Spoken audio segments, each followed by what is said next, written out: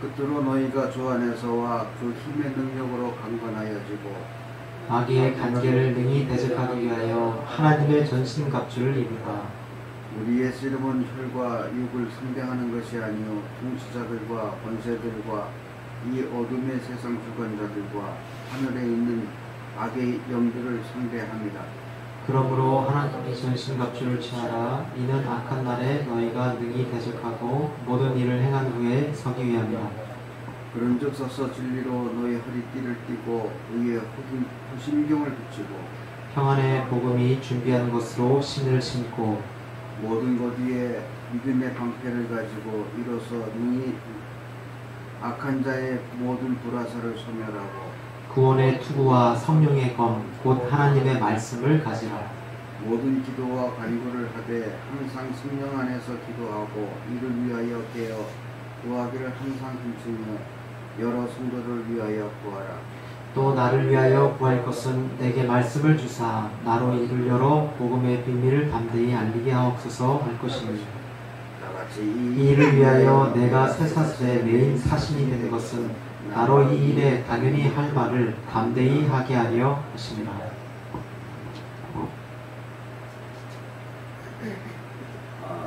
오늘 본문의 말씀을 가지고 인생의 방패라고 하는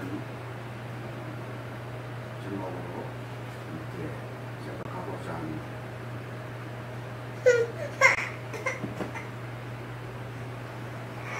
요즘 TV 화면을 틀면 아프가니스탄 탈출이 장면들이 우리의 눈을 사로잡습니다.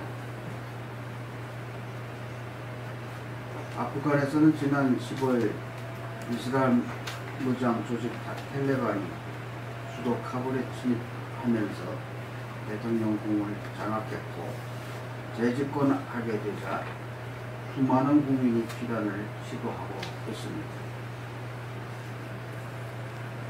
그 시도 중에 특별히 C-17 수송기의 수송 인원의 2배에 달하는 640여 명이 그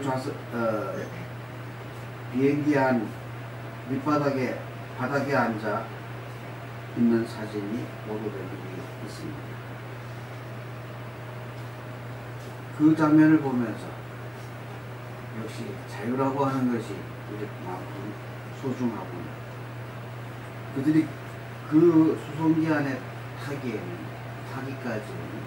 굉장히 어려운 여건들을 뚫고 지나갔습니다. 비행기를 타다 떨어진 사람들, 비행기에 서로 아수라장에 대해서 서로 타려고 하는 그러한 모습들, 마치 위대한 나라의 열차에 오르고자 하는 그들의 모습을 연상하게 됐습니다. 그런데 비행기에 탑승하지 못한 애들이 이륙하는 비행기에 어느 한 구석에 손잡이라도 있다면 그것을 붙잡고 비행기와 함께 공중에 뜨다가 거기서 떨어져 죽는 사람들도 많이 있었습니다. 그 장면을 보면서 마치 우리나라에 있었던 한국전쟁의 흥남철수가 생각이 났습니다. 짧은 시간 내에 많은 인원과 물자를 배로 날라야 했던 그러한 상황 속에 그 구둣가에는 10만여 명의 사람들이 모여들었습니다. 비상조치로 그 사람들을 다 태울 수는 없었기에 9만 1,000여 명의 비난민들을 수송선으로 태워서 철수했던 그러한 작전을 연상했던 겁니다. 모든 사람이 다 탈 수가 없었습니다. 탔던 사람도 타려고 오르던 사람도 떨어져 바다에 빠졌고 또 많은 사람들이 죽어 갔습니다. 아프가니스탄 철수는 비행기에서 적고 흥남철수는 바다에 떨어진 이러한 장면들을 연상해 보면서 이렇게 비극적인 모습들이 왜 이 나라에는 이 세계 안에는 이러한 현상들이 일어날까? 그런 생각을 하던 중에 또 하나의 특이한 장면을 보게 됐습니다. 그것은 철조망에 가려서 넘어가지 못하는 그러한 육로의 길에 여인이 자기 자식을 미군에게 건네주면서 내 자식만이라도 라고 하면서 미군들에게 자기 아이를 건네주고 또 아이를 받은 미군들은 그 아이를 보호하기 위해서 들고 뛰는 그러한 장면들이 모습을 나타나게 된 것을 봅니다.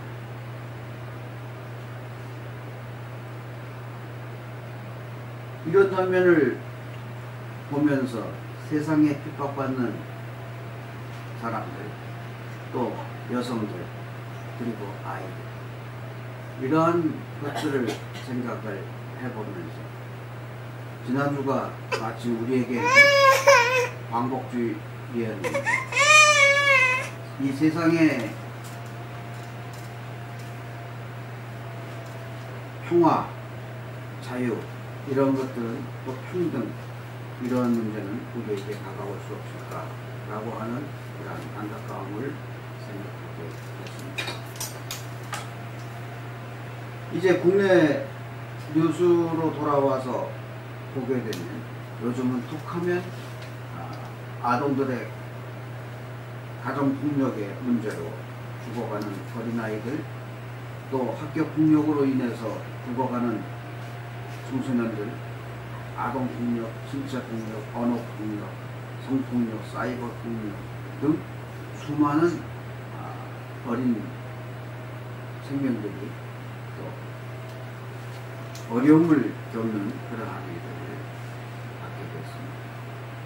어떤 면에서 보면 큰 의미에서 본다면 아프가니스탄의 문제도 또 작은 가정의 이러한 문제도 모두가 가정의 평화, 안정 이런 것이 없기 때문에 일어나는 그런 것이라고 생각할 수도 있을 것입니다.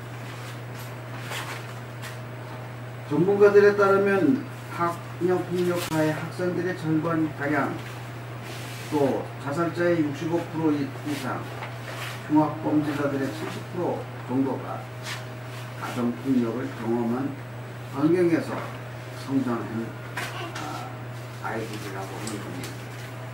그렇다면 이 가정폭력이라고 하는 것이 가장 문제의 시작이고 출발이라고 하는 것인데, 그러면 왜 가정폭력이 일어나는 거냐라고 하는 문제를 깊이 생각해야 할 것입니다. 사람들이 살아가는 데 있어서 서로 맞지 않는다고 하는 것, 뜻이 하나가 될 수가 없다고 하는 그런 것에 의견 충돌이 일어나고, 또 그러다 보면 마음의 갈등도 생기고 뭔가 해야 되겠다고 하는 그러한 욕망 때문에 제일 먼저 받는 것이 스트레스입니다.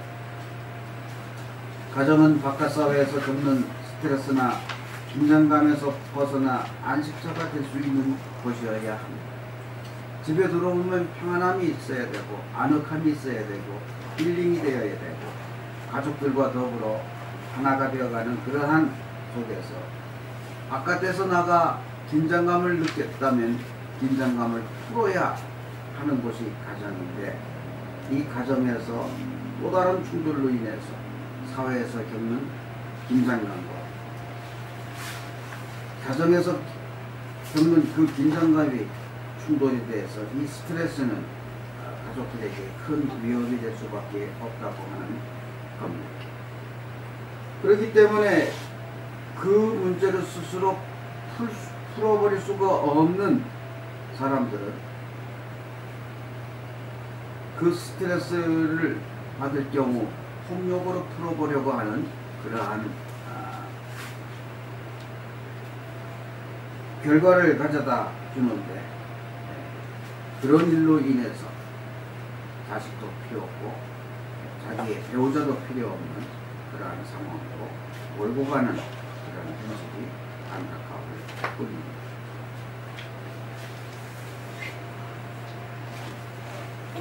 또 한 가지 문제는 성에 대한 부족들과 한 감이라고 합니다. 여자를 학대하는 남자들은 대체로 여자에 대한 그릇된 견해를 가지고 있다고 하는데, 남자들은 어떤 문화에서든 남자가 제일이라고 하는 생각, 즉 남자가 여자보다 우월하며 여자를 거칠게 다루고 야단치는 것이 남자의 권리고 품격이라고 생각하는 데 있다는 겁니다. 따라서 학대하는 남편은 아내를 때리는 이유를 아내 탓으로 돌리기도 하고, 그래서 때릴 수밖에 없었고 아내가 꼭 맞을 짓을 한다고 하는 그러한 이유를 대고 있습니다. 그러나 저들의 문제를 세심히 살펴보면 학대하는 남편이 보기에 늘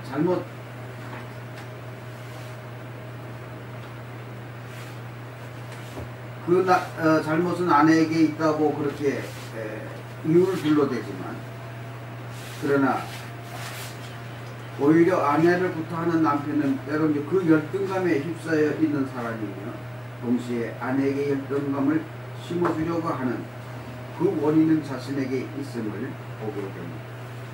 폭력으로 타인을 지배했다는 느낌을 갖는 것인데, 이것이 바로 가정폭력의 원인이라고 합니다.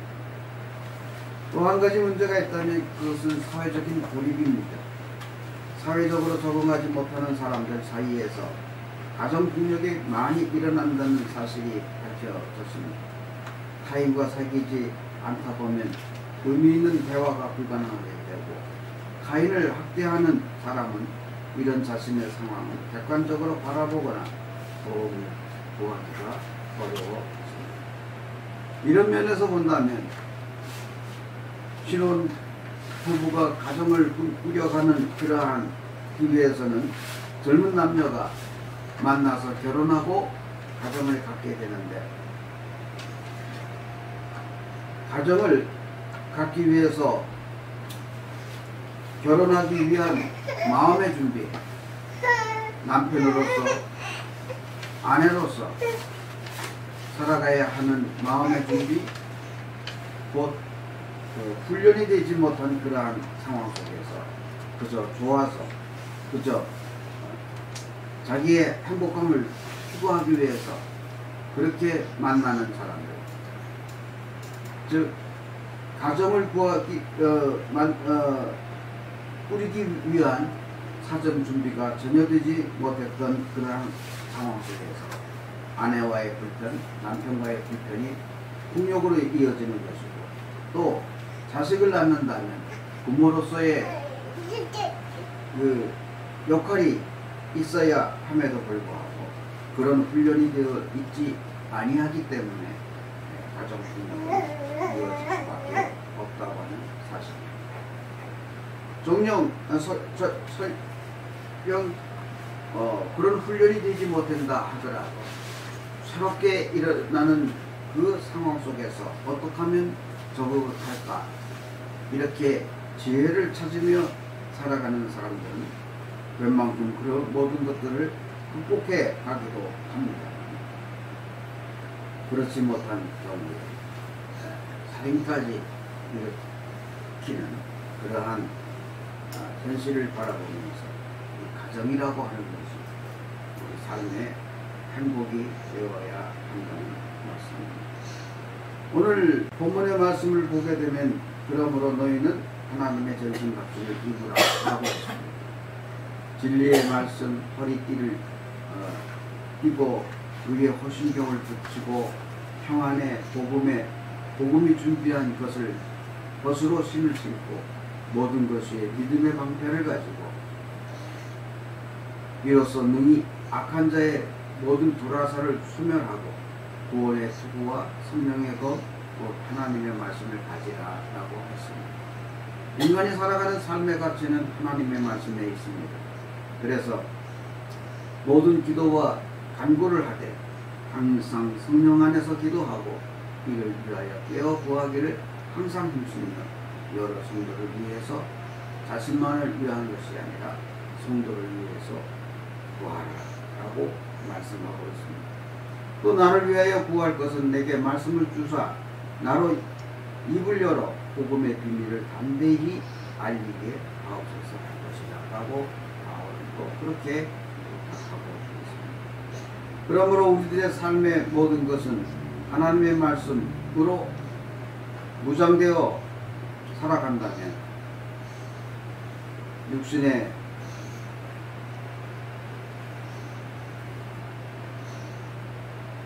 불편함, 갈등, 폭력 이런 것들도 극복할 수 있지만 그러나 더 큰 궁극적인 목적은 그러한 여건 속에서 하나님을 소개하고 하나님의 말씀을 전할 수 있는 그러한 사람으로 성장할 수 있다는 말씀입니다.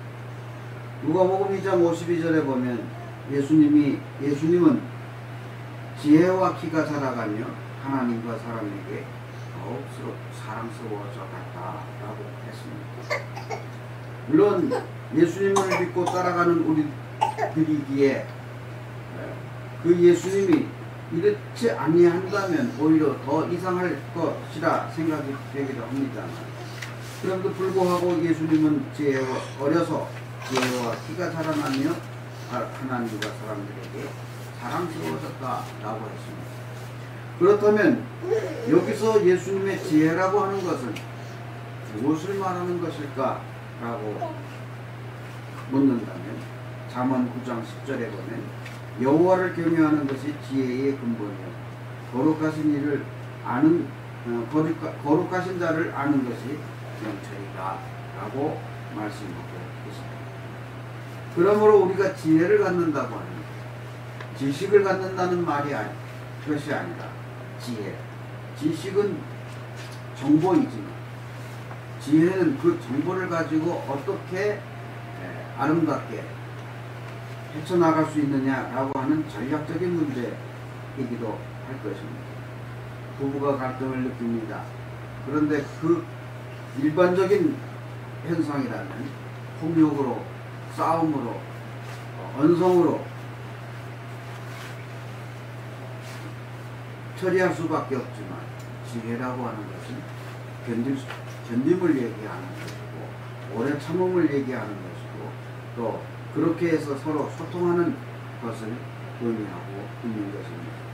그러므로 그것은 그 지혜는 하나님을 경외하는 데서부터 출발하는 것인데 하나님을 믿는 자도 불편할 수밖에 없고 또 자식과의 그런 갈등의 문제로 인해서 불편해질 수밖에 없지만 그러나 믿는 자의 모습은 지혜롭게 그것을 극복해가는 것이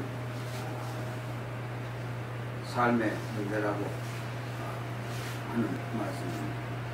세상은 가정의 불편함에서부터 출발해서 사회적인 문제가 되고 그 사회적인 문제가 더 나아가 전쟁으로 이어질 수밖에 없는 그러한 현실 속에서 그 전쟁을 타파하고 또 그 세상의 평화를 유지하며 행복을 온 세상의 사람들의 행복을 추구하는 그러한 것이 하나님을 경외하는 말씀입니다. 오늘 대준이가 촛도를 맞는 그 기념에 왜 이런 의미 있는 날에 주님이 저렇게 자기의 주장을 펼칠 수 있을까?